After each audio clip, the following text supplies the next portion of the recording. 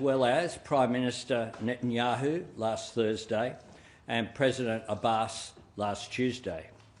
A two-state solution is humanity's best hope to break the cycle of violence in the Middle East and to bring an end to the conflict, suffering and starvation in Gaza. The international community's vision for a just and lasting peace in the Middle East always encompassed two states, living side by side with internationally recognised borders, a state of Israel and a state of Palestine, with security for the people of both nations. This is the plan Australia was the first member of the United Nations to vote for back in 1947, when we proudly supported the creation of the modern State of Israel as a state for the Jewish people alongside a state for the Palestinian people. And that is why, when we recognise the long-held and legitimate aspirations of the people of Palestine, we are also upholding and strengthening our commitment to the people of Israel and their right to live in freedom, security and safety.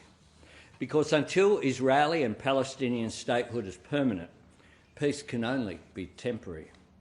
Ever since the atrocities perpetrated by Hamas on the 7th of October 2023, Australia has stood with the people of Israel and our partners and allies around the world in calling for the release of the hostages. For the sake of their loved ones and all who share in their pain, we repeat that call today. Our government has made it clear that there can be no role for the terrorists of Hamas in any future Palestinian state. This is one of the commitments Australia has sought and received from President Abbas and the Palestinian Authority. The Palestinian Authority has reaffirmed it recognises Israel's right to exist in peace and security. It has committed to demilitarise and to hold general elections. It has pledged to abolish the system of payments to the families of prisoners and martyrs, and promised broader reform of governance, financial transparency in the education system, including international oversight to guard against the incitement of violence and hatred. These detailed and significant commitments have been given even greater weight by the Arab League's unprecedented demand for Hamas to end its rule in Gaza and surrender its weapons to the Palestinian Authority. This is an opportunity to deliver self-determination for the people of Palestine in a way that isolates Hamas, disarms it and drives it out of the region once and for all. The international community is moving to establish a Palestinian state, and it is opposing actions which undermine the two-state solution. The Netanyahu government is rapidly expanding illegal settlements. Settler violence in the West Bank has increased. There have been threats to annex the occupied Palestinian territories and proposing the permanent forced displacement of the Palestinian people. These actions, together with the humanitarian catastrophe in Gaza, risk putting a two-state solution out of reach for a generation.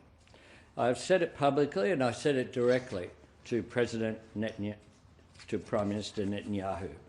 The situation in Gaza has gone beyond the world's worst fears. Far too many innocent lives have been lost. The Israeli government continues to defy international law and deny sufficient aid, food and water to desperate people, including children. This vital aid must be allowed to get to the people who need it most. This is about much more than drawing a line on a map. This is about delivering a lifeline to the people of Gaza. I understand that on this issue, history casts a long shadow. Every generation has known failures and false dawns. Yet the story of this struggle is also one of opportunities not taken. That is where the risk of trying is nothing compared to the danger of letting this moment pass us by. The toll of the status quo is growing by the day, and it can be measured in innocent lives. The world cannot wait for success to be guaranteed. That only means waiting for a day that will never come. There is a moment of opportunity here, and Australia will work with the international community to seize it. I invite Minister Wong to make some remarks and then we'll take questions. Thank you, Prime Minister. Well, it's been more than 77 years since the world promised a Palestinian state, knowing that there cannot be lasting peace for both peoples without a two-state solution. And in the nearly 2 years since October 7, we have been working with the international community on breaking the cycle of violence that the Middle East has known for generations. Across the world, nations have agreed that we cannot keep doing the same thing and hoping for a different outcome. We can't keep waiting for the end of a peace process that has ground to a halt. So last April, our government started a conversation with the Australian people about changing Australia's approach. We made clear we would recognise Palestine when it would best contribute momentum to peace. September is that time. When the world says this has gone on far too long. When the world says the heartbreak, death and destruction must end. The world watched in horror the attacks by Hamas on October 7, the worst loss of Jewish lives on a single day since the Holocaust. Hostages are still cruelly held, and we want them all released and reunited with their families and loved ones. And the world has watched in horror since, as tens of thousands of Palestinian civilians are killed, thousands starving, the faces of children we cannot forget. Australians, people around the world, have been haunted by these images. We have always said that Palestinian civilians cannot be made to pay the price of defeating Hamas. But a whole population has been shattered. So this September, the international community has the chance to forge hope from despair as the world seizes the opportunities that are presented by the new commitments of the Palestinian Authority and as the world seeks to support the Arab League's efforts to isolate Hamas. The Netanyahu government has ignored international opposition to its conduct of the war in Gaza. It's ignored international opposition to rapidly expanding illegal settlements that are extinguishing the prospect of two-state solution. And we know that two states is the key. It is the key to a just peace for Israelis and Palestinians alike. We also know this is not the end. It is just the beginning. There is much more work to do in building a Palestinian state. We will help build the capacity of the Palestinian Authority, and with the international community, Australia will hold the Palestinian Authority to its commitments. The practical implementation of our recognition will be tied to progress on these commitments. We will continue to provide humanitarian aid with our partners to try and help vulnerable civilians to get basic supplies they need, and we will work with partners to build a pathway out of the cycle of violence to a peace that is enduring and is just, with recognition of each other's right to exist, recognition by the countries of the region, two states, Israel and Palestine. Andrew. When you spoke to Benjamin Netanyahu, Prime Minister, I imagine he argued that in opening up a Palestinian statehood would be rewarding, and he said it publicly. We've heard the same comment from Marco Rubio, and indeed we've heard it from the coalition as well. What's your answer to that assertion? Hamas don't support two states. Hamas support one state, in their words, from the river to the sea. Hamas do not support recognising the right of Israel to exist. This is an opportunity to isolate Hamas that has been forged by the very clear statements of the Palestinian Authority on June 10 and the very clear statements of the Arab League. Paul? Prime Minister, just on that call with the Israeli leader, did he warn you against this? Can you give us an explanation of the tone of that call? And just on the PH briefly, you mentioned a bunch of conditions that you say you've secured. How much of them were briefed to you by Mahmoud Abbas versus his assurances given to the French president? Are any of the new conditions briefed to you in the call last week? Well, they were. It wasn't just a call, there was follow-up to that. And the conditions are ones that are consistent with the declaration in June, that recognition of the State of Israel, which of course the Palestinian Authority would argue had occurred with the Oslo Accords, but also I think new and important statements, demilitarisation of any future Palestinian state, the potential role for international forces in security, the reform of governance, including of education, as well as a call for elections, the isolation and opposition to Hamas playing any role in a future Palestinian state, the discussion that I had with Prime Minister Netanyahu was one which was a civil discussion, and I thank him for the conversation that we had. It was a long discussion in the context of leaders' discussions can often be pretty brief, but we had an opportunity. I was able to say that the arguments that he put to me were very similar to the arguments that he put more than a year ago. It seems to me very clearly, and I put the argument to him, that we need a political solution, not a military one, because a military response alone has seen the devastation in Gaza, and that has contributed to the massive concern that we see from the international community, not just from leaders, but from community members, at the catastrophe that we are witnessing in Gaza. Katina?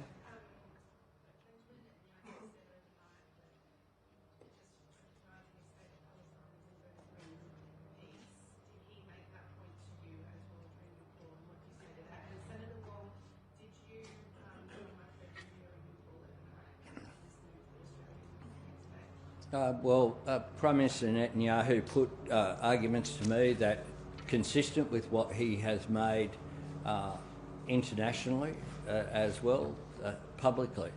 I put arguments which are consistent with what I have said publicly over a long period of time as well. Yes, I spoke to Secretary Rubio ahead of the announcement, and as a matter of diplomatic courtesy, advised him of our intention to announce. Yep. On the Rubio phone call, did you get any assurances that our decision on this will not affect the rest of the bilateral relationship with the US, given the Trump administration's opposition, not expecting any blowback on things like trade or AUKUS or anything else? We speak for Australia and we make our sovereign decisions, but you will see from the readout, I think, that the State Department have issued since the call.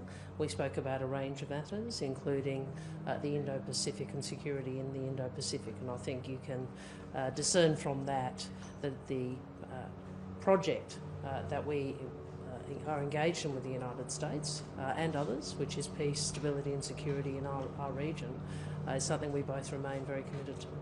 We'll go 1, 2, 3, and then we'll go over that side.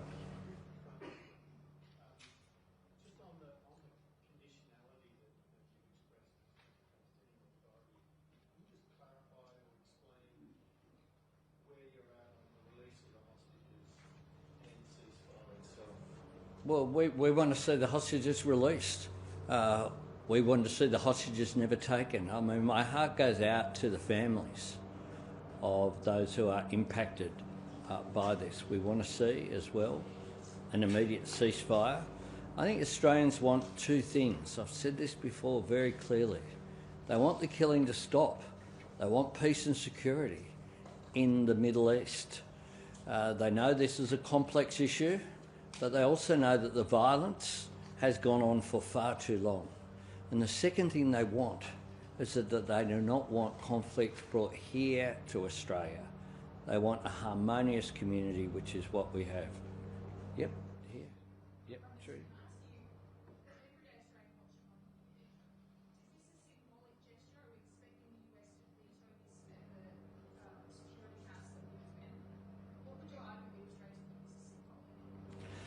This is a practical contribution towards building momentum. This is not Australia acting alone.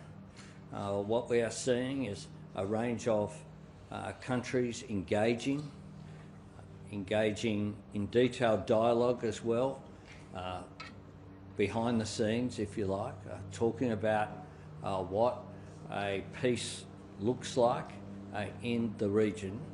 And it's something that had an impact on the world. This conflict, which has gone on for such a long period of time, I think Australians want to see an end to it. And an end to it can only be secured when both Israelis and Palestinians can live in peace and security. Okay?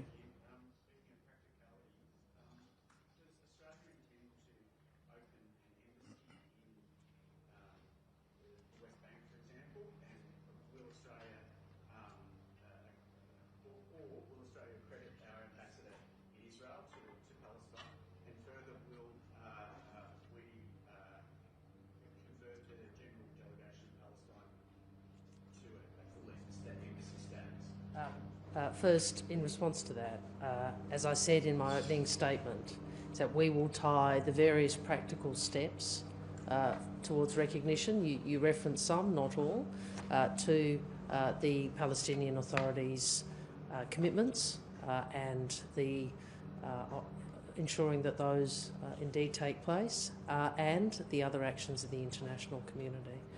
Can I just make this point in response to an earlier question? We have an opportunity as a nation to contribute to momentum towards two states, and that is the only prospect for peace. Anna. Prime Minister, there have been concerns raised, and perhaps you share them, that since the UK, Canada and France made their announcements, it's only emboldened the Netanyahu government in its actions. Do you have any concerns that making these announcements now is actually worse for civilians in the short term, given that the Netanyahu government seems committed to continue regardless of what the international community's message is? And Senator Wong, just after your phone call, what do you say to those who think the potential for statehood to be meaningful will only really work if the US was to also take that step? Well, Prime Minister Netanyahu foreshadowed the announcements that have been made over the last couple of days as well. I, of course, expressed my concern with such a direction that the Netanyahu government was determined to go in. And certainly I think that I expressed it in a very clear way, but the Prime Minister's comments were similar to what he had made a year ago, which is that they were determined to remove Hamas. I, of course, indicated our complete abhorrence of the existence of Hamas and our complete opposition to Hamas as a terrorist organisation having any future role in a Palestinian state. Well, the US obviously has a unique role in the world, and we support President Trump's work to attain a ceasefire for hostage release and for humanitarian relief. Australia has an opportunity now, as I've said, to contribute to the momentum towards two states, which is the way in which the cycle of violence can be broken. In relation to ceasefire on the ground, I would make the point that the Israeli Security Cabinet's decision to launch a large-scale offensive into Gaza is counter to the prospect of a ceasefire. Yep, so just take a few more.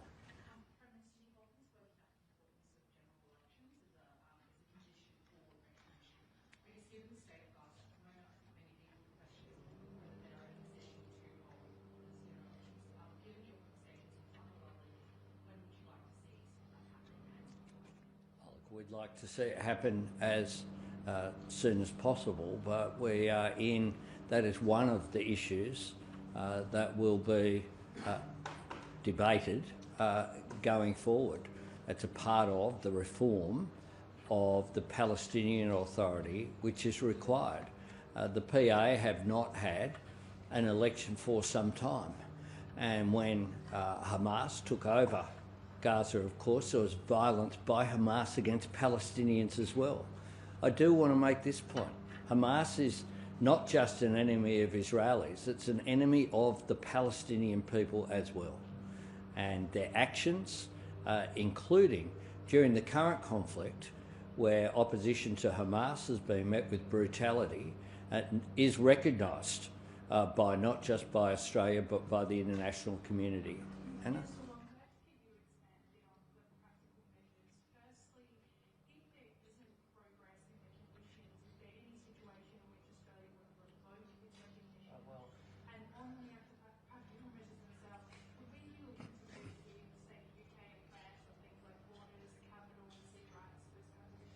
Look, those are all matters we would want to work with the international community on, and I think I can safely say that, given how much we've engaged with some of the countries that you referenced, that we are of very similar mind in terms of ensuring that there is progress on the commitments that you've outlined. Phil, to bring it home.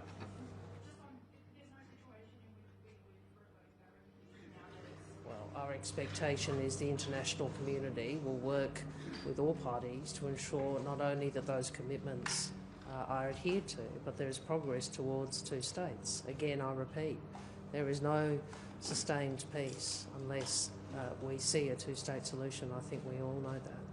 Phil.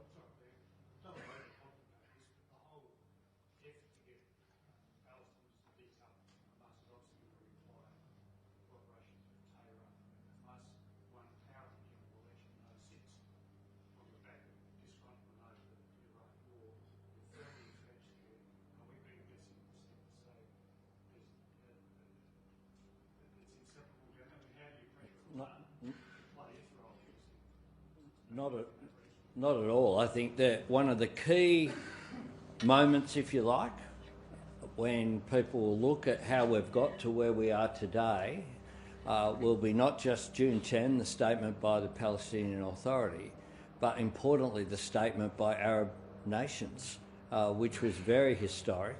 The meeting convened by France and Saudi Arabia in New York produced very clear and unequivocal statements of opposition to Hamas, of disarming of Hamas, and of Hamas not playing a future role. Thanks very much.